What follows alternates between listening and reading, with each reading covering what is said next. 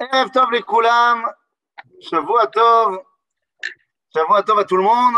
Euh, alors, on ouvre ce soir une intervention qui est pas commune, pour la simple raison que j'ai pas prévu de vous faire un cours où je vais parler. C'est pas le but du jeu. Le but du jeu, c'est que vous puissiez parler également, puisque l'idée, c'est que on fasse un moment de questions-réponses. Et donc, les questions sont ouvertes et c'est parti. Allons-y. Donc, ça peut être des questions sur Yom Kippour, ça peut être des questions sur les fêtes en général, sur d'autres choses. Donc, voilà, la parole est à vous. Vous pouvez, si dans vos espaces respectifs, il y a un silence normal, vous pouvez allumer vos micros et poser vos questions de vive voix ou les poser dans le chat. Et voilà, comme ça, on peut y aller. Bonsoir Rav, j'avais une question chez Michael. Attends, je vois, 2 secondes. Je vois qu'il y a une première question là qui a été écrite déjà. Bonsoir Shavuatov, quelles sont les prières permises quand on prie seul? Eh bien, quand on prie seul parce qu'on est en bidoude, en confinement ou quoi que ce soit, eh bien, c'est comme dans tous les cas où on prie tout seul, c'est-à-dire que toutes les prières sont autorisées. On ne dira pas Barechou, on ne dira pas la Kedusha, et la lecture de la Torah, on peut la lire dans le Chumash. Mais sinon, à part ça, toutes les prières sont autorisées. À part la Kedusha et Barechou et le Kaddish, évidemment, eh bien, on récitera tout ce qu'on peut réciter seul avec son Marzor. Alors, Rav, je continue sur votre réponse là. Qu'est-ce qui est obligatoire d'Eoraita de prier le jour de Kippour? Déjà, là, tu me poses une question qui est à double tranchant, puisque aucune prière n'est d'Eoraita. Dans la mesure où les tfilotes ont été mises en place bien après la Torah, donc on ne parle pas ici de prière de Horaïta. Je dirais même que d'après la Torah, la seule chose qu'on doit faire à Yom Kippour, c'est les 5 interdits de Yom Kippourim. À l'époque du Beth Amikdash, on n'allait pas à la synagogue toute la journée. Le seul qui bossait vraiment, c'était le Kohen Gadol. Tous les autres, ils allaient vaquer à leurs occupations, évidemment sans faire de travaux interdits comme pendant Shabbat, c'est Yom Tov, mais la Mishnah nous fait état de gens par exemple, qui devraient aller monter la garde dans leur champ, parce qu'ils ne veulent pas qu'il y ait des brigands qui viennent leur prendre leurs affaires. Et donc, la question est posée là-bas, si jamais dans mon champ, pour y aller, il faut que je traverse un fleuve, une rivière, est-ce que j'ai le droit? Et je parle de me mouiller à Kippour. Et la Mishnah répond, tu as le droit, mais il faudra que tu restes jusqu'à après Kippour. Donc, tout ça pour dire qu'à l'époque, il n'y avait pas de prière d'Eoraita, comme tu dis. Donc, qu'est-ce qu'on doit prier? Eh bien, on doit suivre le Sidour, le Marzor. Il n'y a aucune raison, quand on est tout seul, de ne pas pouvoir suivre le Marzor, mis à part les parties qu'on doit dire quand on est 10. Rav, plus précisément par rapport aux parties où on est 10, parce que nous, on va prier en famille, mais on ne sera pas minyan. Par rapport à la Chazara, de la Hamida, etc., comment ça se passe? On lit de notre côté et on refait la Chazara, je refais la Chazara à voix haute pour ma famille?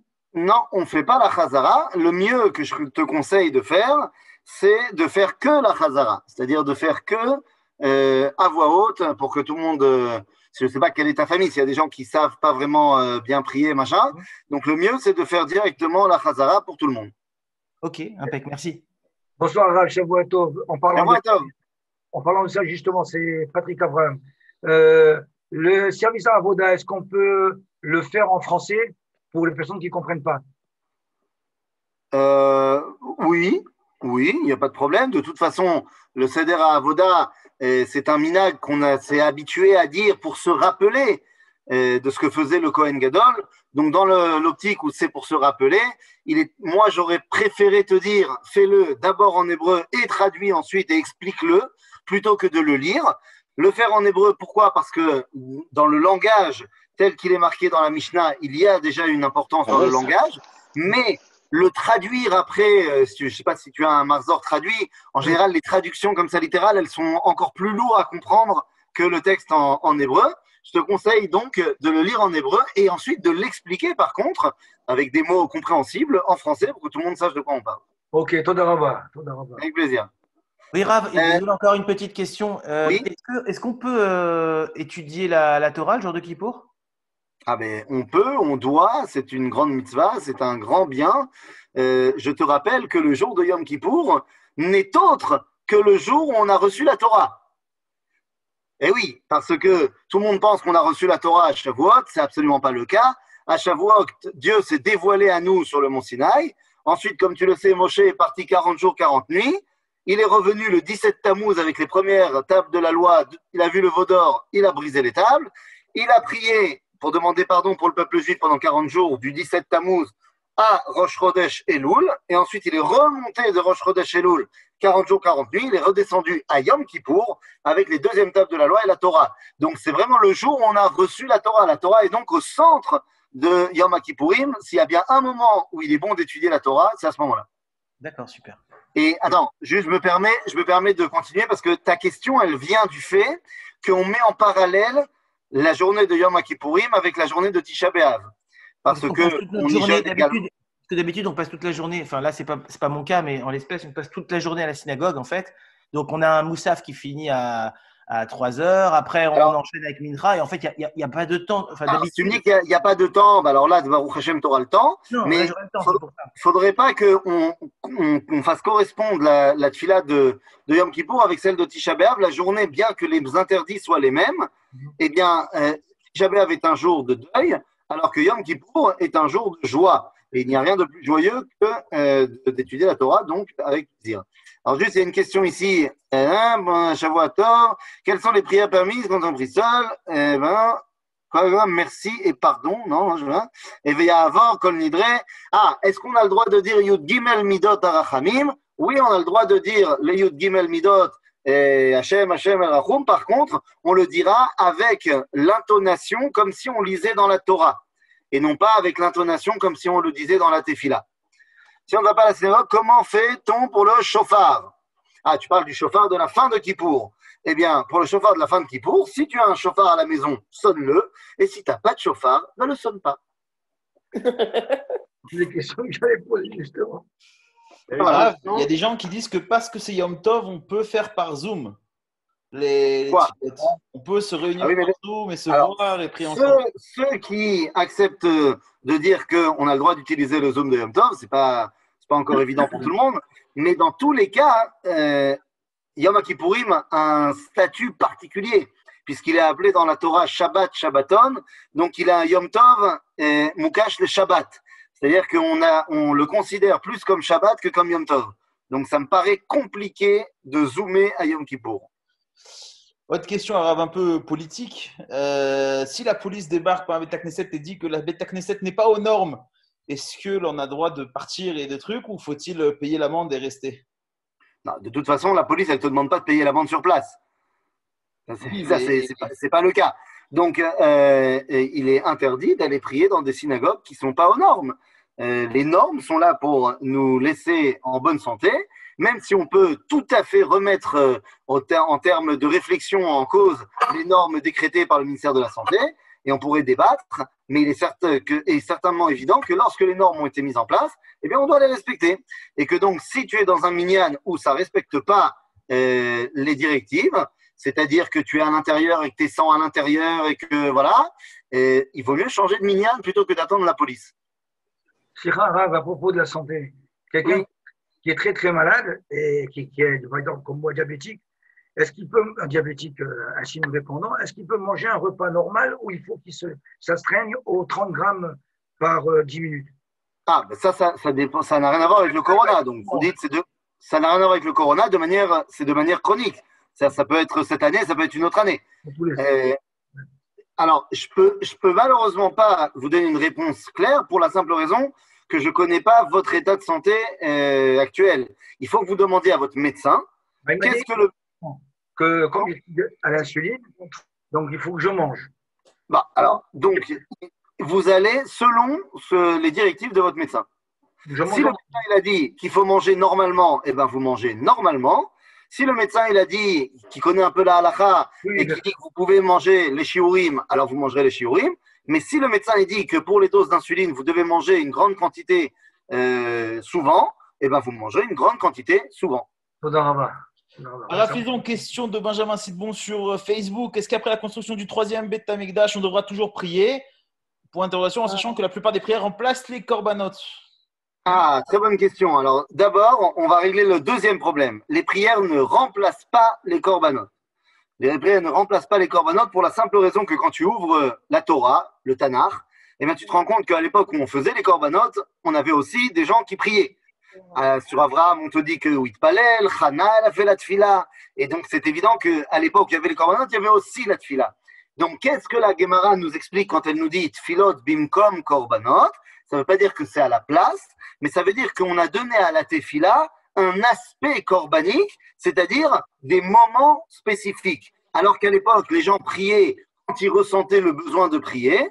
Maintenant, on prie à des moments fixes. C'est ça qui est le côté corbanique de la tefila. Alors, est-ce que lorsqu'on aura le troisième temple, on priera encore? Finalement, c'est une question qui était posée à l'époque du deuxième temple. Est-ce qu'on reprie quand on a fait le deuxième temple? Eh bien, on voit dans la Gemara, dans le traité de Megillah, qu'il semblerait que les gens ont arrêté de prier de manière fixe et posée, si tu veux, à tel point que Shimon Apakouli à Yavne, après la destruction du deuxième temple, a dû remettre en place la Shmoneh Esrei qui avait été déjà mise en place 350 ans avant lui, parce que les gens l'avaient oublié. Donc, quand on construira le troisième Beth Amikdash, je pense que oui, on continuera à prier parce que on s'est habitué pendant 2000 ans à prier et que ce n'est pas une mauvaise chose. Par contre, la tefila deviendra beaucoup plus spontanée que celle qu'elle est aujourd'hui. On aura une véritable connexion avec Akadosh Baruch Hu, et donc la tefila sera certainement beaucoup plus spontanée comme elle l'était à l'époque de la Shrina du premier Beth Amikdash. Todar Barav, une autre question, moi j'y suis. Les questions de Seb Teter. Alors, je sais pas. Positif au Covid, est-ce que je dois jeûner?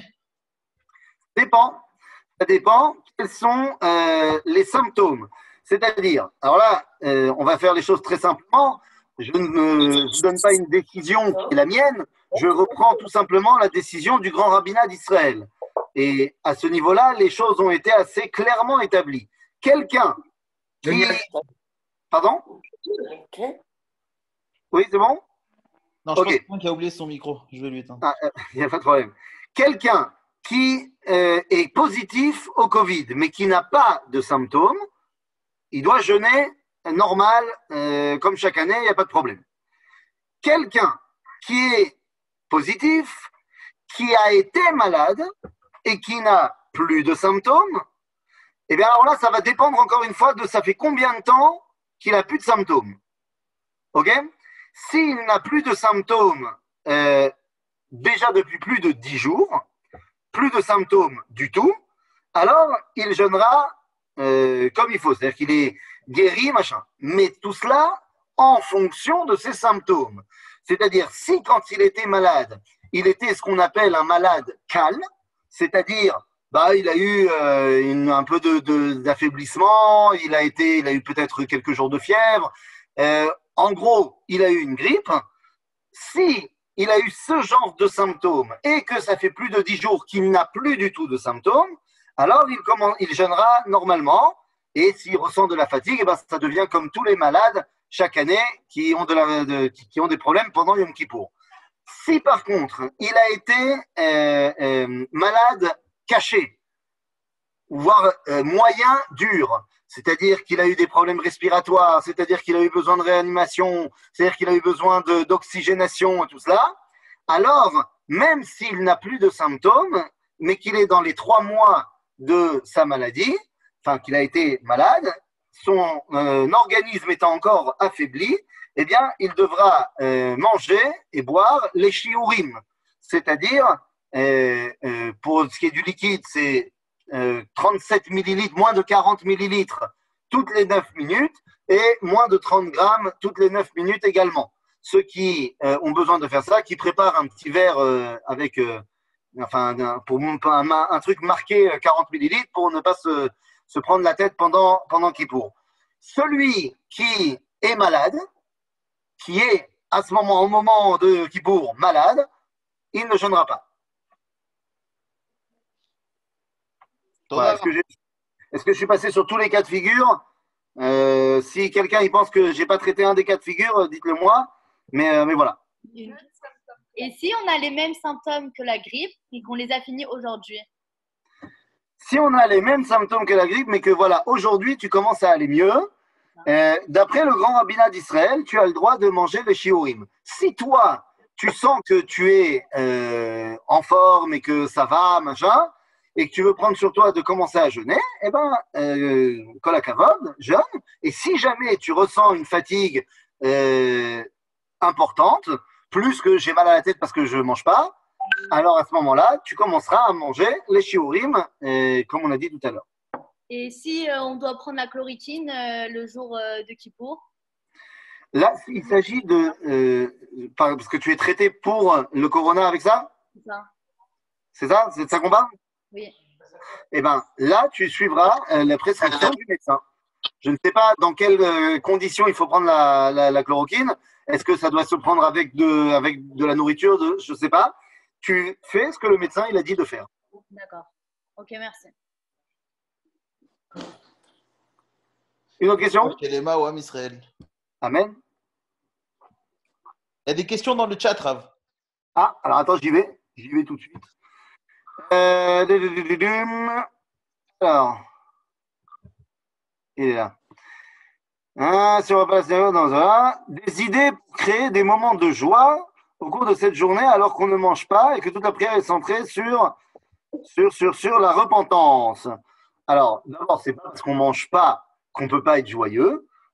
C'est alors, c'est vrai que ne pas manger, chez certains, ça provoque une détresse terrible parce que ce sont des gens qui sont ce qu'on appelle des bons vivants. Et je fais partie de ces gens-là. C'est vrai que je kiffe manger, pas de problème. Mais c'est pas parce qu'on ne mange pas qu'on est forcément triste et en mode rasra.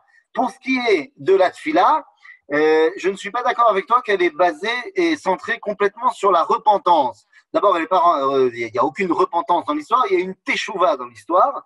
La teshuva, ce n'est pas la repentance, c'est le retour vers Dieu. Et donc, c'est déjà une vision complètement différente. Est-ce que c'est une vision rasratique ou une vision de simcha? Parce que revenir vers son origine, revenir vers son identité, c'est joyeux. Maintenant, évidemment qu'il y a des parties dans la tfila où tu viens énoncer, c'est le vidouille, où tu viens énoncer les choses mauvaises que tu as fait pendant cette année. Bien sûr que dans ces moments-là, tu dois être complètement en phase avec ce que tu dis, certes, mais n'oublie pas qu'il y a plein d'autres moments où on va parler d'Akadosh Baruch Hu comme étant celui qui renouvelle son alliance avec Israël. On va parler également dans le Seder HaAvoda du Kohen Gadol qui rentrait dans le Kodesh HaKodashim. Il ne faut quand même pas oublier que c'est la journée où on est le plus proche dans notre connexion avec Dieu. Et donc, je te propose de te focaliser sur ces moments-là plutôt que sur les moments de Rasra. Bien sûr, donc, mais c'est vraiment une question très pratique parce que pendant des décennies, la prière de Kippour et la journée de Kippour, ça a été, surtout en Galoute, ça correspondait vraiment à un moment très lourd, très angoissant. Moi, j'ai des souvenirs de mon beau-père qui transpirait à grandes gouttes la veille de Kippour, etc. Et c'est vrai que je pense que si on veut faire cette transformation, c'est-à-dire que Kippour retrouve son statut de jour de fête, et je parle d'un point de vue purement pratique, réfléchir à effectivement quels pourraient être les éléments. D'un point de vue purement pratique, deviens copain avec des séfarades. C'est pas shoot. Et c'est un Ashkénaz polonais qui te parle. Mais quand tu regardes les Polonais, les Ashkénazim, qui vont faire Al-Chet, ils vont tous pleurer. Quand tu vas voir Al-Chet chez les Sfaradim, tu as l'impression que c'est Pompelov. Donc, je pense qu'il y a là-bas un secret de polichinelle, que c'est pas parce qu'on a fait des erreurs que notre lien est brisé avec Dieu. Bien au contraire, c'est extrêmement joyeux de savoir que malgré nos erreurs, eh bien, on est quand même relié à Dieu. Maintenant, je te dis ça, mais moi, en tant qu'Ashkénaz et avec la liturgie Ashkénaz de Yom Kippourim, bien sûr qu'on est plus du côté rasratique. C'est pour ça que c'est important d'avoir un très bon ami séfarade qui apprend aux frères Ashkénaz à mettre un peu de joie dans leur vie. Ça ne peut pas faire de mal. Dan, oui? Question. Oui, mon frère. Les gens Eino Halila qui font tous les Sfaradim, Eino Halila qui font tous les Sfaradim, pourquoi c'est même pas écrit dans les Marzorim? Ah, écoute, alors ça, tu vois, c'est un bon exemple. Parce que El Nora Halila, c'est un chant qui est extrêmement important chez les Sfaradim et qui n'est pas du tout Rasra. pas du Ah non, tout au contraire, rattrapique, au contraire. t'as l'impression que tout le monde a passé la meilleure journée de sa vie. Alors que des fois, les mots que tu utilises dans la chanson, dans le piyut, c'est des mots qui sont quand même assez prenants. Mais ils les ont mis dans une chanson super. Pourquoi est-ce que c'est pas marqué dans les Marzorim Ashkenazim? Je peux pas te dire. Historiquement C'est trop parlant, joyeux. c'est comme ça. Il y a des piyutim Ashkenazim qui sont pas marqués non plus dans le Marzor Sfarad. Oui, Donc, il y a certaines tfilot, certains piyutim qui ont été rajoutés avec le temps. Et dans certaines communautés, bah, ça a pris. Dans d'autres communautés, on n'en a pas entendu parler. Et les marzorim, si tu veux, ils ont été faits comme ça. Aujourd'hui, dans les éditions qui sont imprimées en Eretz Israël, en général, tu trouves les deux. Tu trouves les deux et tu te débrouilles après dans ta synagogue. Rav, j'ai une question. Oui. Est-ce que la Souda Mafseket, on doit la faire obligatoirement avec du motzi ou on fait ce qu'on veut? Yoter Tov. C'est mieux. C'est que la Seuda Mafseket, c'est la Seuda que tu aurais fait en revenant de la synagogue. Comme tous les Yom Tov, tu rentres de ta synagogue et tu fais ton repas de fête. Donc, comme tu ne peux pas le faire parce que c'est Kippour, alors tu l'as fait avant. Mais elle a vraiment une dimension de Seuda Yom Tov. Donc c'est mieux avec de faire aussi, de boire du vin, d'être dedans, quoi. Et encore plus important, la Seuda d'après le jeûne. Avec motzi aussi après le jeûne? Après le jeûne, motzi, alors t'es pas obligé, encore une fois, t'es pas obligé, mais c'est une vraie Seudat mitzvah, la Seudat d'après le jeûne. Donc voilà, après, comment est-ce que ton ventre y supporte, ça c'est ton problème. Mais avant et après, Bécaron, c'est ce qu'il faut faire, quoi. Voilà, c'est le top. Ok, j'ai compris. Toda Rabba. Arabe, on nous repose la question comment prier à la maison quand on n'est pas minyan? Question de Raquel Simra, de Natania Krief. Eh ben, je redis la même chose que j'ai dit tout à l'heure. Je n'ai pas changé d'avis pour l'instant entre les deux.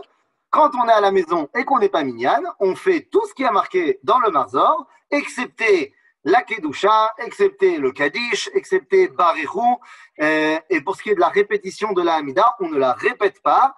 Je préconise de faire directement à voix haute pour que les gens qui ne savent pas forcément bien prier, eh bien, puissent l'entendre et participer et dire Amen. Si dans ta maison, vous savez tous très bien prier, eh bien, vous faites ce qui a marqué dans le Marzor et tout va bien. Alors, une personne seule qui n'a pas la force ou la capacité de lire tout seul, y a-t-il des tfilotes à faire absolument et d'autres sur lesquels il peut passer? Oui, bien sûr. Quelqu'un qui n'a pas la force, qui ne sait pas vraiment bien lire et tout ça, eh bien, il se concentrera sur la prière depuis Barichou, alors sans Barichou évidemment, mais depuis Barichou jusqu'à la Hamida de Shacharit. Ensuite, dans Moussaf, il fera Ashrei et la Hamida, en sautant toutes les chansons qui ne sont pas de la Hamida, qui sont des piyutim en plus avant, après. Et pour Mincha, il n'y a pas vraiment grand-chose à sauter. Et pour ce qui est de Neila, eh bien là également, il n'y a pas grand-chose à sauter dans Neila. Il n'y a pas tellement de piyutim dans Neila, ça ne dure pas très très longtemps, surtout si on est tout seul à le lire. Mais toutes les chansons qui sont très longues dans la Tfila de Shacharit, chez les Ashkenazim, chez les Sfaradim, à Mincha, il y a beaucoup de piyutim également. Les piyutim, on n'est pas obligé de les faire si on n'est pas capable ou si on a du mal et tout ça. Alors, bonjour, oui. une question. Oui. Si on est à la synagogue, là je parle du El Rahum Vaya Avor, Oui. en général ça va très très vite. Et de ce que je comprends bien, normalement, pendant que le Hazan lit le Vaya Avor, nous, il faut lire 5 lignes de El Rahum, etc., etc.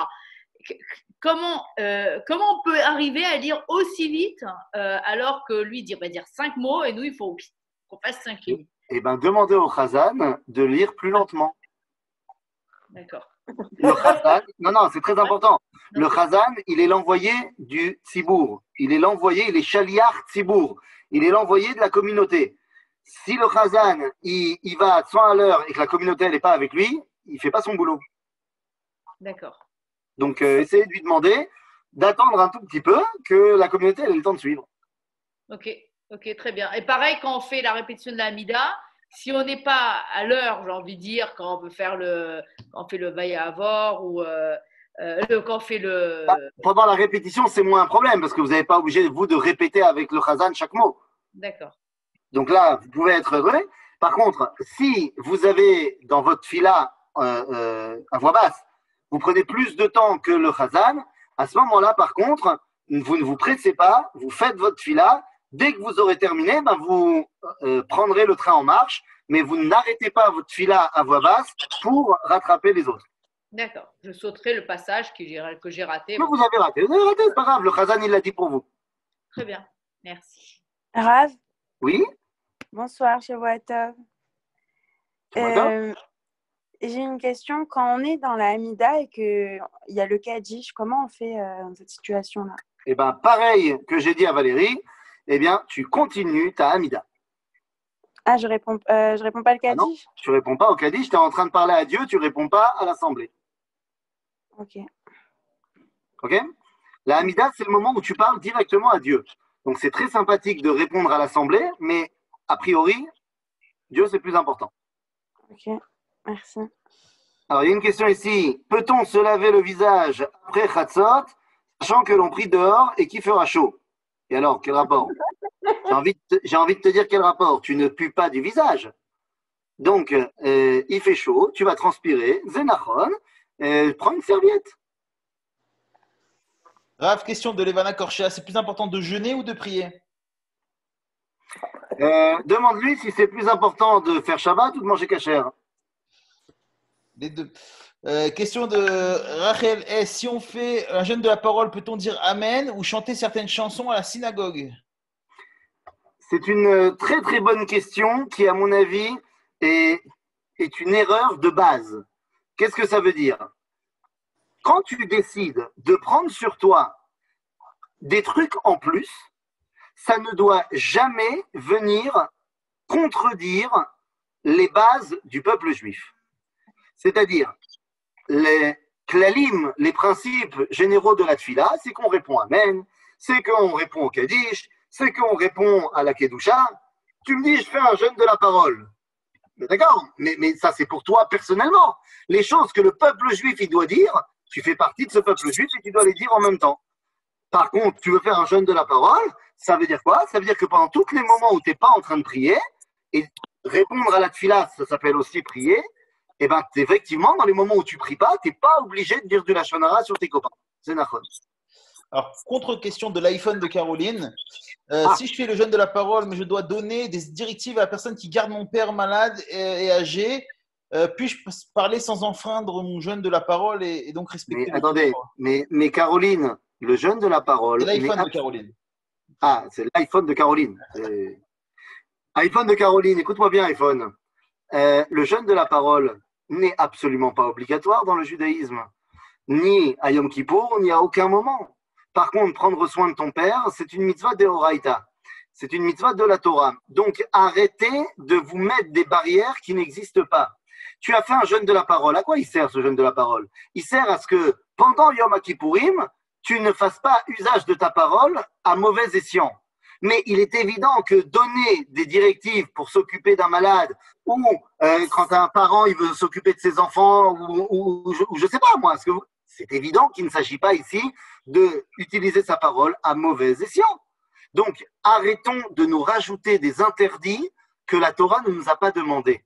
Il faut savoir réaliser ce que la Torah nous demande et arrêtons de se mettre des choses en plus. J'ai quelqu'un qui m'a posé la question, est-ce que si moi je fais Tikkun Chatzot, je me lève à minuit et demi, machin, là, j'ai pas la force après de faire les slichot le matin à 5 heures du matin. Alors est-ce que je peux me passer des slichot? Je lui ai dit évidemment que non. Les slichot c'est obligatoire, le Tikkun Chatzot ça ne l'est pas. Donc d'abord tu dois faire ce qui est obligatoire et ce que tu veux faire ajouter en plus, tu rajoutes en plus. Donc ton jeûne de la parole pour t'empêcher de dire des bêtises pendant cette journée-là, kol hakavod, mais ça ne doit absolument pas te mettre dans une situation où quelqu'un qui a besoin de toi, tu lui dis non, c'est pas comme ça que ça marche. Question de Laetitia Cooper. Est-il permis de lire des livres d'études en français, par exemple le Rota Tshuva commenté par Benjamin Ross ou bien des écrits du Rav Ashkenazi? Faut qu'elle m'explique pourquoi ça serait interdit. Deuxième question de la même personne. Une personne seule peut-elle dire Vayavod ou bien faut-il être en minyan? Alors, je pense qu'elle voulait dire Vayavod. Est-ce qu'on a le droit de dire les Yud Gimel Midot? C'est ça la question. c'est pas tellement Vayavor. C'est pas le Vayavor en soi qui nous pose problème, c'est le Hashem, El Rachum, Vechanon, El Chapayim, Vrafreset, Vehemet. Eh bien, comme je l'ai déjà dit, tu peux le dire quand tu es tout seul, mais à condition de le lire avec les ta'amim de la lecture de la Torah. En gros, c'est comme si tu lisais le verset de la Torah à ce moment-là, et pas avec l'intonation de la tfila. Bonsoir Rav, Sylvain Veller, une question pour vous. Oui. Une question qui est sûrement pas très intéressante, mais bon, je la pose quand même parce qu'elle me traîne depuis un moment. On entend souvent parler qu'à Kippour, on est comme des anges, puisqu'on ne mange pas, etc., etc. Mais bon, on est des anges bizarres parce que les toilettes, on y passe quand même. Donc, qu'est-ce que vous en pensez? J'ai envie de dire, She'elat Chacham Chetzi Tshuva, la question d'un sage, c'est déjà la moitié de la réponse. Il y a une différence entre être comme des anges et être des anges. On n'est pas des anges. On essaye de se la jouer comme des anges. On essaye d'être le plus détaché possible de ce monde-ci pour, si vous voulez, en fait, l'idée, c'est que comme aujourd'hui, il n'y a plus de Kohen Gadol qui rentre dans le Kodesh HaKodeshim, eh bien, on essaye tous, à Israël, de se détacher des contingences de ce monde-ci pour ensuite y revenir, mais avec des forces renouvelées. Mais c'est autant qu'on peut. C'est autant qu'on peut. Est-ce qu'on peut pas? On peut pas. Faut pas, encore une fois, il y a quelqu'un qui va me dire maintenant j'ai fait le jeûne des toilettes. Non, on va pas se mettre à avoir mal au ventre juste parce qu'on a envie d'être un malach. On n'est pas un ange. Alors, voilà. Question de Ethan, peut-on, je vais tracer sa question. Est-ce qu'on a le droit de se rafraîchir après Khatsot en se lavant le visage si on prie dehors? Et ça nous permet de nous concentrer sur la tefila? Alors, j'ai répondu à cette question-là et je ne me rappelle pas l'avoir posée d'ailleurs parce que c'est moi, Ethan, quand même.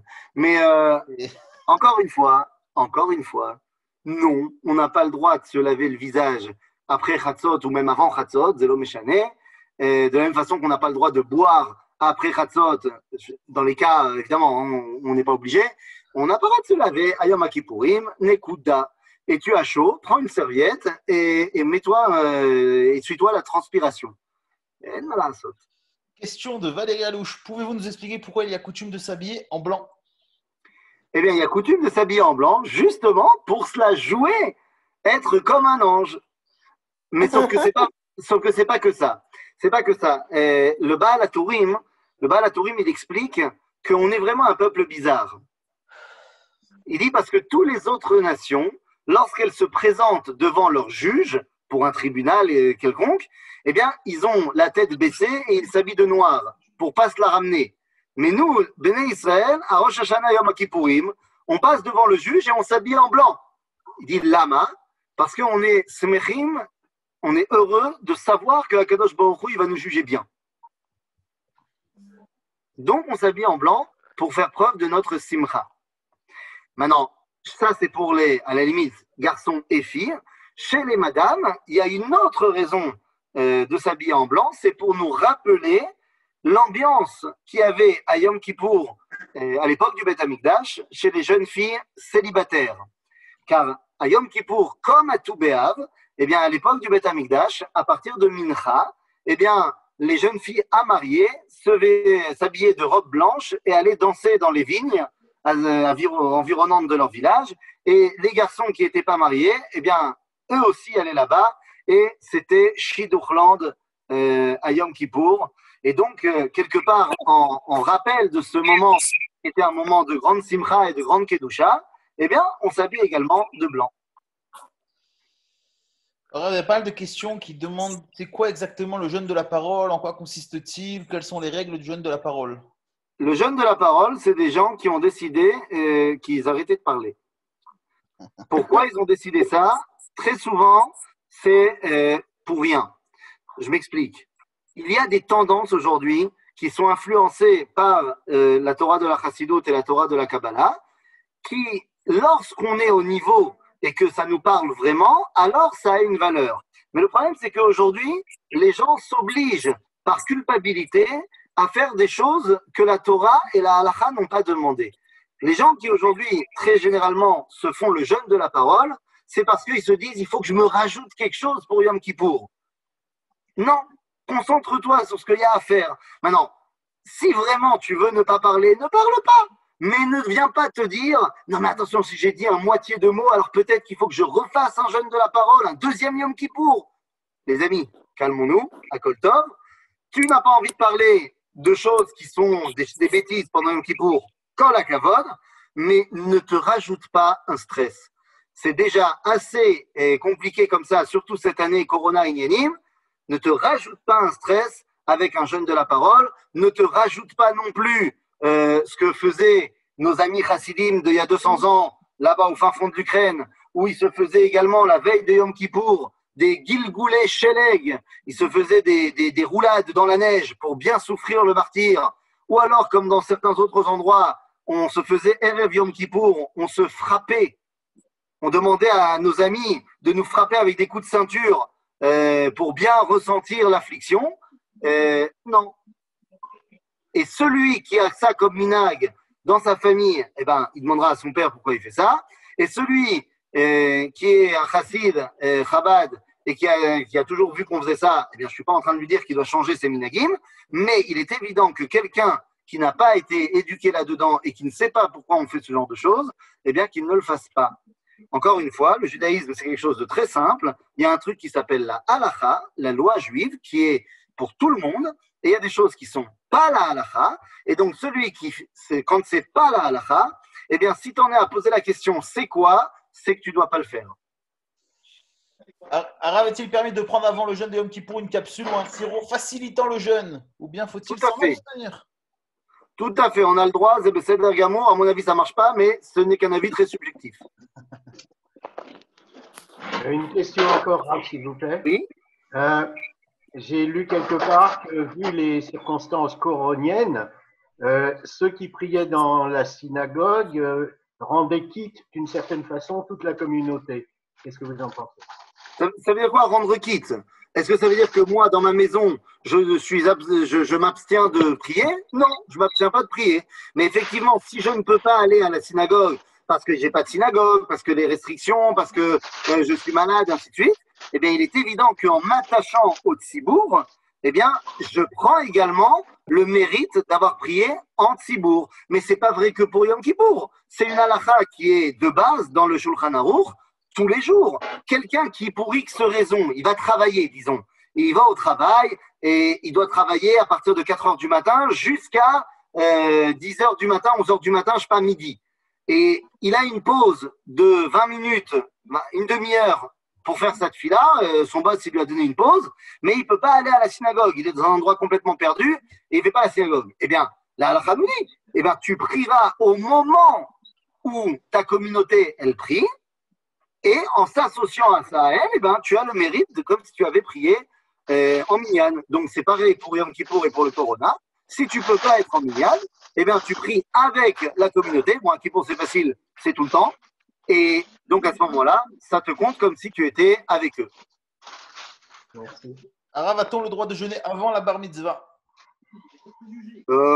Si tu as 12 ans ou 11 ans pour une fille et 12 ans pour un garçon, oui, c'est même très bien pour te préparer. Et si tu es plus jeune, avant 10 ans, c'est absolument pas conseillé parce que tu es trop faible pour faire un jeûne de 25 heures. Après, si tu as 11 ans et que tu es un mec qui a peur de rien et que tes parents ils te connaissent et ils savent que tu pourras résister, eh ben essaye. Mais surtout, si jamais tu ressens une quelconque fatigue, tu vas pas commencer à jouer au héros, tu manges sans faire de shiurim. Toi, tu n'as pas encore l'obligation de jeûner. Donc, si tu es faible, tu manges sans shiurim. Par contre, tu n'es peut-être pas obligé de te faire du coca et de te faire des bons becs et trucs. Tu n'es pas obligé de te manger des trucs qui te font kiffer non plus. Arav, quel est le but de Yom Kippour? Alors ça, c'est de la question. Le but de Yom Kippour, il est triple. D'abord, il est de prendre conscience qu'on a reçu la Torah. C'est la raison historique de Yom Kippourim. On a reçu la Torah, donc c'est d'abord la prise de conscience que moi, j'ai reçu la Torah. Deuxièmement, la prise de conscience que je fais partie d'un tout qui s'appelle le peuple juif. Et je rappelle à cela, aujourd'hui, on le ressent peut-être moins, mais à l'époque du Beth Amikdash, le Kohen Gadol, il faisait un vidouille pour tout le peuple juif. Donc, je dois prendre conscience à quel point je fais partie du peuple d'Israël. Et ensuite, eh bien, c'est prendre conscience que moi, personnellement, eh bien, j'ai un rôle à jouer dans ma vie, dans ma famille, dans le peuple juif et dans le monde entier. À Yom Kippour, on va dire une phrase 5 fois pendant toute la journée. À la fin de la tfila, quand on dit Al-Chet, Al-Chet, Al-Chet, à un moment donné, on dit Ad shelon notzarti eini kedai. Ce qui veut dire, tant que je n'ai pas été créé, je ne valais pas le coup.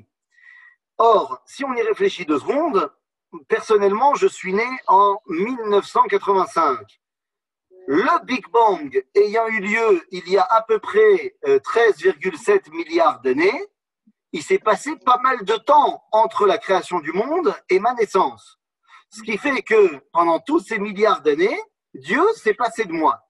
Donc, tant que je n'ai pas été créé, je valais pas le coup. C'est-à-dire que Dieu pouvait se débrouiller sans moi. Ah, mais maintenant que j'ai été créé, nous dit le Rav Kook, ça veut dire que Dieu, il a besoin de toi. Et il veut que toi, tu influes ce que tu peux influer dans le monde. Donc, la 3e dimension de Yom Kippour, c'est prendre conscience à quel point, moi, personnellement, j'ai une importance et un rôle à jouer dans le Tikkun Haolam Bemalchut Shaddai. Rav, le tabac à priser, vous savez, celui qu'on respire, est-il autorisé? Ah, non, David, je t'en prie. C'est pas mes questions à moi, hein, je reçois les questions. Hein. Non, c'est pas la question. Tu vas me la poser la question dans 2 secondes. Mais je suis obligé. Là, tout à l'heure, j'ai dit qu'il fallait avoir un ami sfarad à côté pour apprendre comment c'est la simcha. Je ne peux pas te laisser parler de tabac prisé. Et il faut dire ça en yiddish. Ça s'appelle du shmek tabek. C'est du shmek tabek, c'est pas du tabac. Non, je peux pas te laisser dire ça. Vas-y, pose la question. Est-ce que le shmek tabek est autorisé, vous avez vu l'accent est autorisé à Kippour et pourquoi? Et comment tu veux qu'il soit interdit depuis des générations? Il n'y a pas une synagogue ashkénaze, polonaise, chassidique, tout ce que tu veux, où il n'y a pas au moins 7 gabaïm qui se baladent avec du shmek tabek pendant toute la tfila et qui t'obligent à sniffer du tabac même quand tu trouves que c'est dégueu. Donc comment tu veux l'interdire? Maintenant, pourquoi ce serait interdit concrètement? Tu manges pas. Tu le manges pas. Il n'est pas interdit à Kippour de renifler quelque chose. Maintenant, l'idée avec ça, c'est tout simplement que ça a une odeur que certains décrivent comme étant une bonne odeur et que donc ça te permet d'oublier un petit peu ta sensation de faim. Mais là, tu n'associes pas le Shmek Tabek avec Reb Shlomo Karleba? Ah, j'attendais que tu viennes. Barour, oh là là, s'il y en avait un qui sait ce que c'est le Shmek Tabek, c'était Reb Shlomo. Il a des histoires incroyables sur le Shmek Tabek. Ah, je ne vais pas commencer à raconter l'histoire de Reb Shlomo maintenant. Il y en a qui schmeck du café plutôt que du tabac. Schmeck café, mais ça le fait pas. Ça sonne moins bien. Rapidement, je peux vous poser une question? Ben oui, c'est le but. Allô? On est à Jérusalem.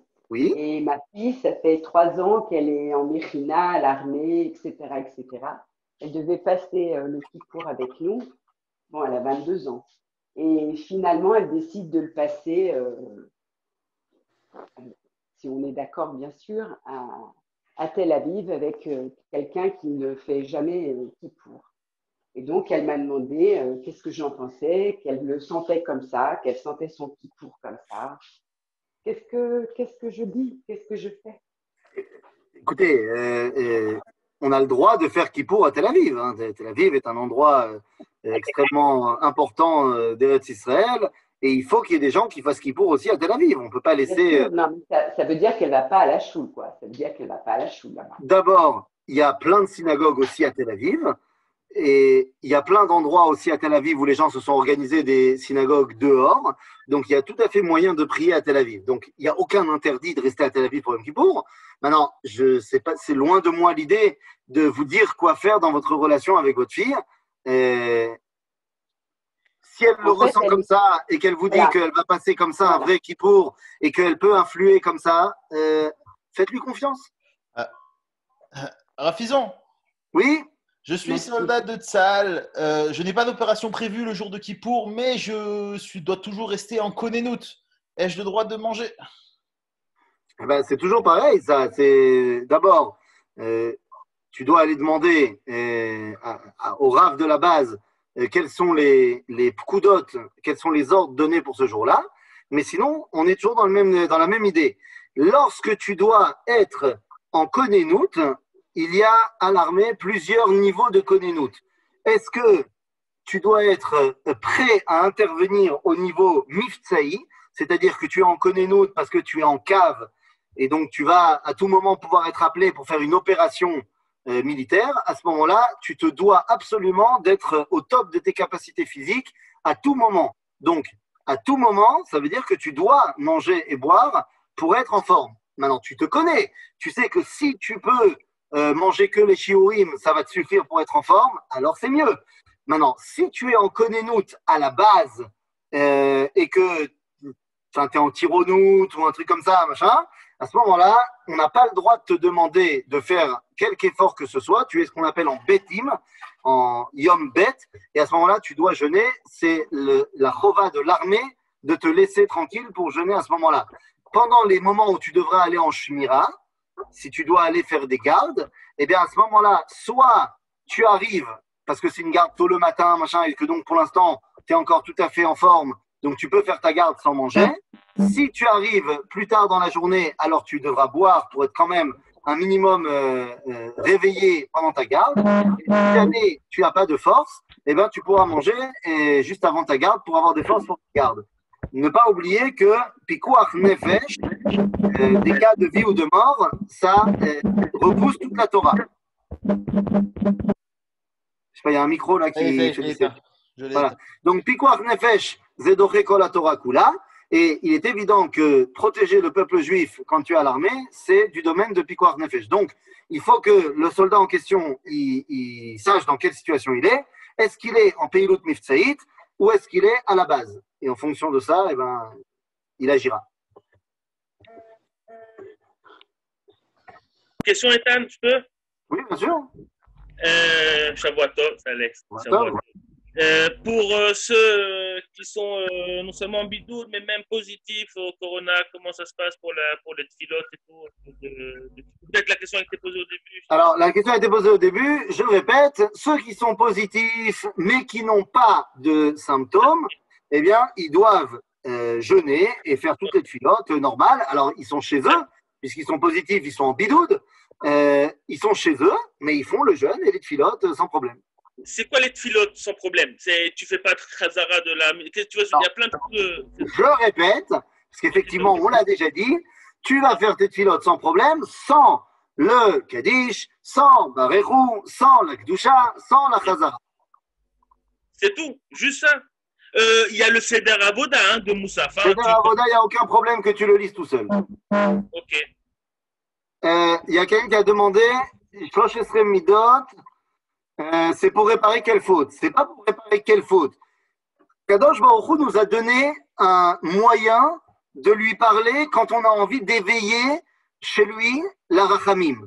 C'est lui qui nous a dit, par l'intermédiaire de Moshe, il a dit, lorsque vous voudrez que je vous pardonne, alors vous m'appellerez comme ça. Et donc, si tu veux, quand on vient et qu'on dit les 13 attributs d'Akadosh Baruch Hu, eh bien, c'est pour réveiller en lui sa Midat HaRachamim. Donc, c'est Zélo Méchané, quelle faute? C'est pour tous les moments où j'ai envie de réveiller Dieu à Midat HaRachamim. On repose la question à Raph, je suis désolé, les gens reposent deux fois la même question. Par rapport au chauffard, est-ce que j'ai le droit de le sonner seul chez moi ou est-ce que c'est forcément quelqu'un qui a prié toutes les prières de Kippour? Tu peux le sonner seul chez toi. Le chauffard de la fin de Yom Kippour est en souvenir du chauffard du Hakel, pas du Hakel, du Yovel, à la fin de la 49e année, c'est-à-dire le jubilé en français. C'est à ce moment-là qu'il fallait sonner du chauffard à Yom Kippour pour libérer tous les esclaves. Le chauffard que nous sonnons à la fin de Yom Kippour n'est pas en vrai la sonnerie qui marque la fin du jeûne, car ce n'est pas vrai. Tous les gens, on a connu ça en Chutz La'aretz, ils entendent le chauffard et ils ouvrent tous les gâteaux et tous les chocolats et tous les trucs qu'ils ont emmenés en douce à la Sina. Non, ce n'est pas la fin du jeûne. La fin du jeûne, c'est après Arvit, et donc pas après la fin du chauffard. Mais le chauffard est en souvenir d'eux. Donc, il n'y a aucun problème de le sonner quand tu es tout seul à la maison mais au bon moment. Tu ne le sonnes pas avant que ce soit l'heure de sonner le chauffard. J'ai une question à propos du mikvé. Quand on ne peut pas y aller en ce moment, comment on On doit… prend une douche. On prend une douche. Ok, Toda. C'est-à-dire, il n'y a, encore une fois, c'est toujours pareil, il n'y a aucune obligation d'aller au mikvé. Pour les garçons, je parle, les femmes, évidemment, vous savez que c'est un autre cas. Mais les garçons n'ont absolument aucune obligation aujourd'hui d'aller au mikvé. Tu n'as pas prévu d'aller au Beth Amikdash demain. Donc, il n'y a aucun problème que tu n'ailles pas au mikvé. Maintenant, si tu ressens le besoin de t'immerger dans l'eau, machin, le grand rabbinat d'Israël a déjà été posé pour cette année, Corona, tout ça, que tu peux faire l'immersion dans ce qu'on appelle Maïm Sheuvim, ou alors en français, dans ta baignoire. Une question sur le col nidré. Vu qu'on ne peut pas faire en Tzibourg, ceux qui sont en bidoute, ça pose pas. Voilà, t'as pas ton avariat de service avec qui le faire, ton col nidré. Non, il n'y a pas de problème parce que même si tu es en bidoude, tu pries avec le peuple juif. Tu pries au même moment que le peuple juif et donc tu as le même din que celui qui, pour des raisons X ou Y toute l'année, ne peut pas physiquement être à la tfila, mais il décide de prier avec le tzibour. Et donc, le kol nidré, en l'occurrence, il n'y a aucun problème de le dire.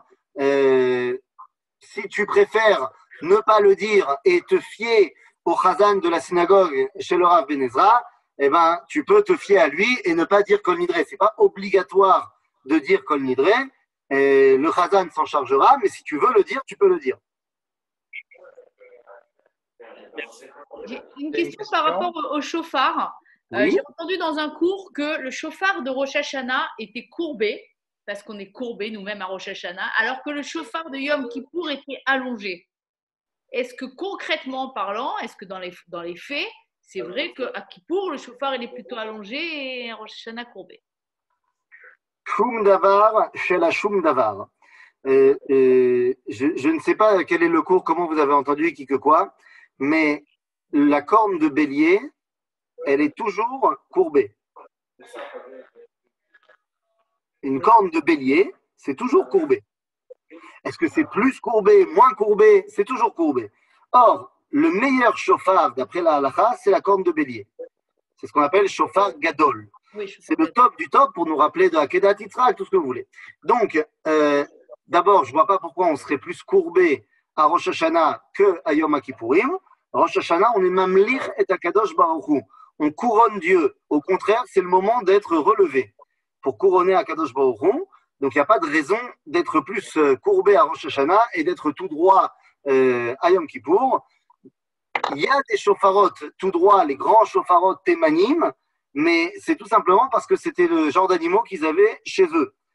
Il n'y a aucune obligation d'avoir un chauffard courbé à Rosh Hashanah et droit à Yom Kippour.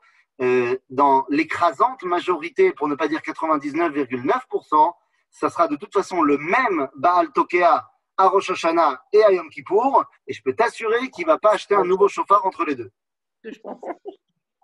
Alors, faisons une question un petit peu polémique. Ai-je le droit d'aller prier dans une synagogue de mouvement juif libéral, entre parenthèses, avec une femme rabbin? Non. Voilà. C'est pas tellement polémique, c'est non.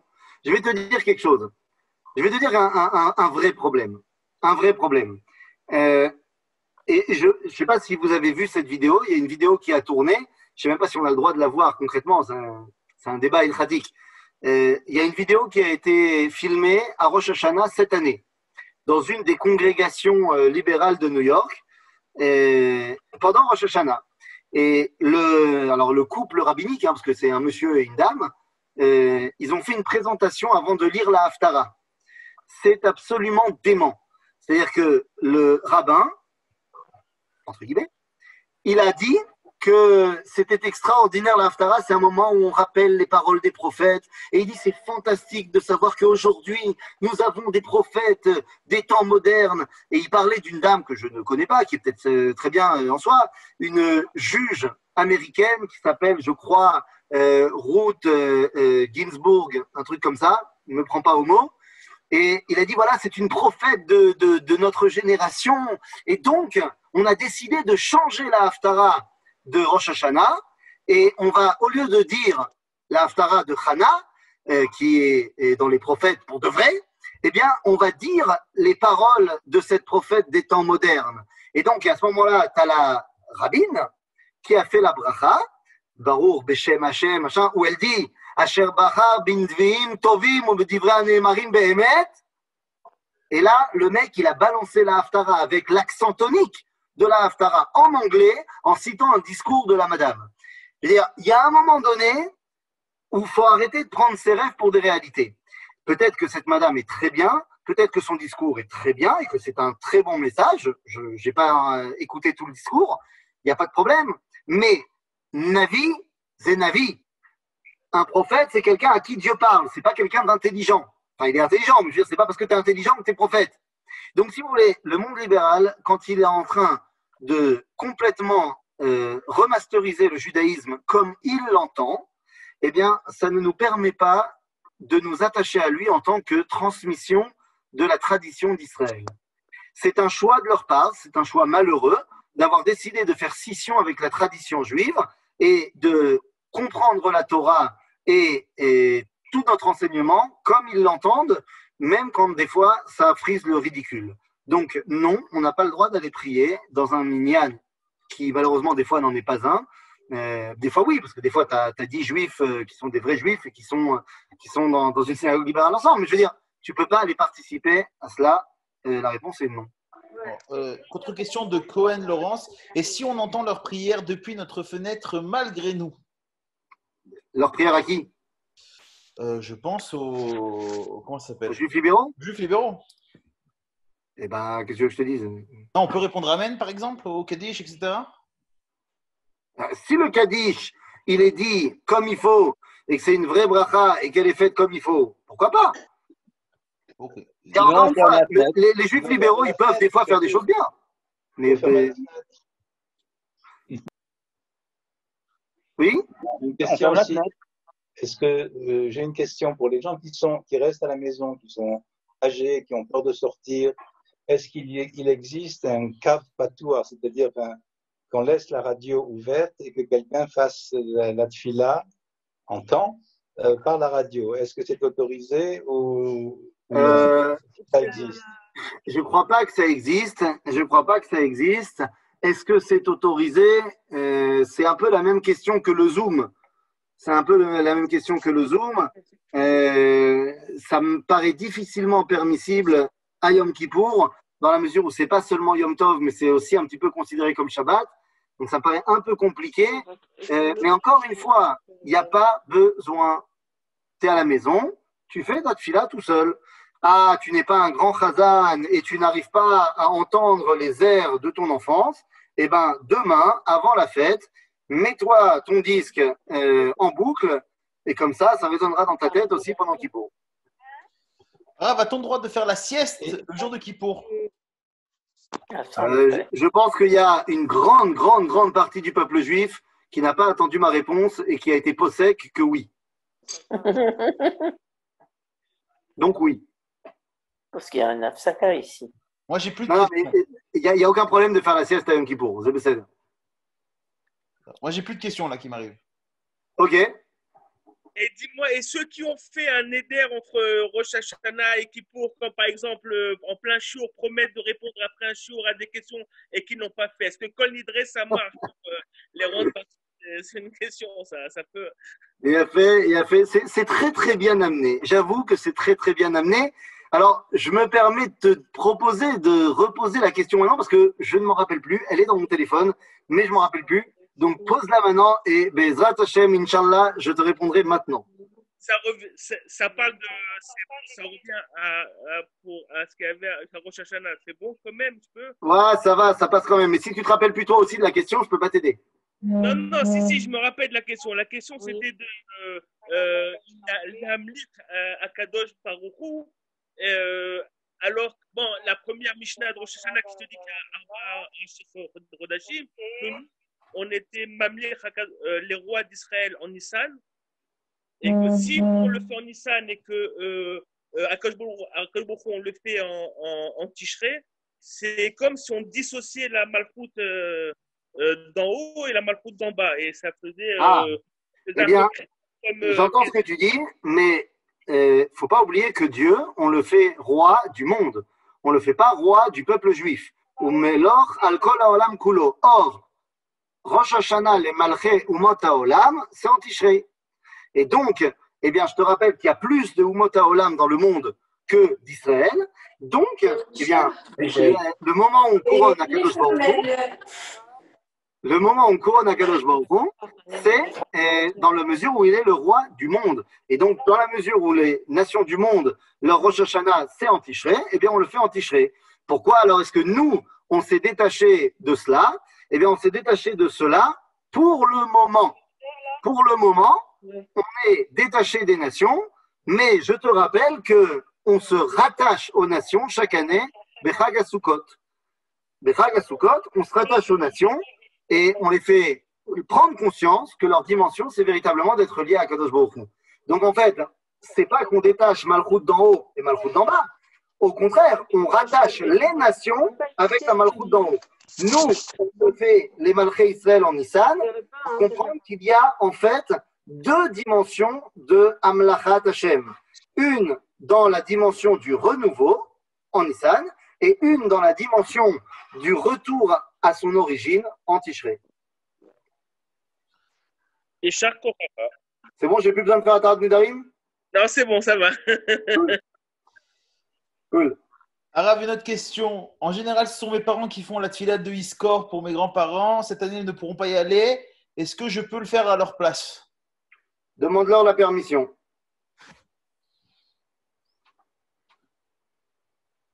Demande-leur la permission, à eux.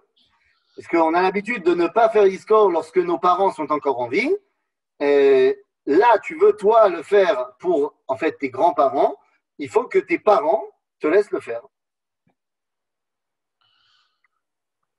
Voilà, d'autres questions, les amis? Bon, ça fait déjà Il y a quelqu'un qui a demandé, pouvez-vous parler du Kol Nidré? Mais ce n'est pas une question, c'est un peu vague.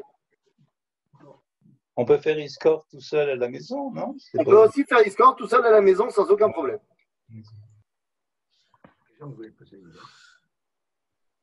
Donc il y a une personne qui voulait parler du Kol Nidré, mais Oui, c'est une question un peu vague. C'est moi. Oui. C'est moi, Shalom Rav. De quel vœu s'agit-il dans le Kol Nidré? Ah, ça c'est une très bonne question. Vous savez que la tfila de Kol Nidré est peut-être la tfila qui a été la plus controversée dans tout l'éventail de prières qu'on a dans le judaïsme. À tel point qu'il est fait mention dans le Sidour de Rav Amram Gaon, c'est-à-dire il y a près de 1000 ans. Rav Amram Gaon, il dit, à propos de Kol Nidré, que c'est minag shtut ve'asur la'asotken. C'est un minag erroné et il est interdit de le faire. Le seul problème, c'est que 2 pages plus loin, dans son Sidour, on y trouve la prière de Kol Nidré. Donc, qu'est-ce qu'il faut comprendre là-dedans? Il est évident que Kol Nidré qu'on fait à Yom Kippour n'est pas l'annulation des vœux qu'on a pu faire cette année. Celui qui pense qu'à Kol Nidré, on va annuler nos vœux personnels, il se trompe. Il se trompe, Vezeminak Shtut, Ve'asur la'asotken. Pourquoi? Eh bien, parce que pour faire Atarat Nedarim, c'est pas comme ça que ça marche. Atarat Nedarim, c'est pas le Chazan qui peut faire pour moi. Et je ne peux pas annuler des vœux que je n'ai pas encore faits. Dans le texte de Kol Nidré, on te dit Miyom Kippourim Ze ad Yom Kippourim Haba Alenu Letova. C'est-à-dire que je ne peux pas déjà annuler des vœux que je n'ai même pas encore faits. Donc tout ça, ça ne marche pas. Et tout ceci mis ensemble, on comprend que ce n'est pas comme ça que ça marche. D'ailleurs, dans toutes les communautés, on fait Atarat Nedarim avant Rosh Hashanah. Certains vont le refaire avant Yom Kippour, la veille de Kippour, comme on doit le faire avec 3 dayanim devant toi et tu dis ce que tu as fait et machin. Donc, pourquoi on fait le Kol Nidré si ce n'est pas du tout pour annuler nos vœux à nous? Eh bien, en vérité, la réponse, elle est extrêmement profonde et elle nous vient du Midrash. Que le Kol Nidré qu'on va dire, ce n'est pas pour annuler nos vœux. Lorsque Akadosh Baruch Hu a dit à Moshe qu'il voulait détruire le peuple juif à cause du veau d'or, le Midrash nous dit Vayechal Moshe et Pene Hashem Eloav. C'est le Midrash qui est repris dans le Talmud que Moshe etir nidro shel yotzro, que Moshe a annulé les vœux de son créateur. En d'autres termes, nous dit le Midrash, Moshe a mis un talit, il s'est assis comme un dayan et il a regardé Dieu droit dans les yeux, je ne sais pas ce que ça veut dire, mais il lui a dit, écoute, Ribono Shel Olam, tu voulais faire quelque chose de mal au peuple juif? Alors écoute. Kol nidre ve'sare ve'charome ve'koname ve'chinouye ve'chinousse, kulam betelim umvutalim. En d'autres termes, quand le Chazan il va dire Kol nidre, il n'est pas tout seul. Il a dit une phrase avant qui dit Anu matirim leitpalel ima avarianim, c'est-à-dire on est tous ensemble. Et en tant que tous ensemble, on se pose devant Dieu et on lui dit si jamais tu avais prévu de faire quelque chose de mal au peuple juif, Machou lecha, machou lecha, machou lecha. En kan lo neder velo shevua. En d'autres termes, Kol Nidre, c'est pas pour annuler nos vœux, mais c'est pour annuler ses vœux qu'il aurait pu faire contre le peuple juif. Et on parlera de ça demain à Tarat Nedarim à 10h30 avec le Rav Malko Soufir sur Zoom. Et ben voilà, c'est parfait. Toda Rabba. Toda Rabba, Rav Vizon. S'il n'y a plus de questions, les amis, je vous souhaite Gmar Khatima Tova, Chag Sameach, et voilà, et qu'on se retrouve en chair et en os très rapidement après le Corona et chez Tov. Amen. Vous suivrez toujours sur YouTube de Paris. Ah, de Paris, ce sera pour l'instant de YouTube. Alors. Bezrat Hashem bientôt. Chazak ou Baruch, Erev Tov les Kulam. Erev Tov. Erev Tov.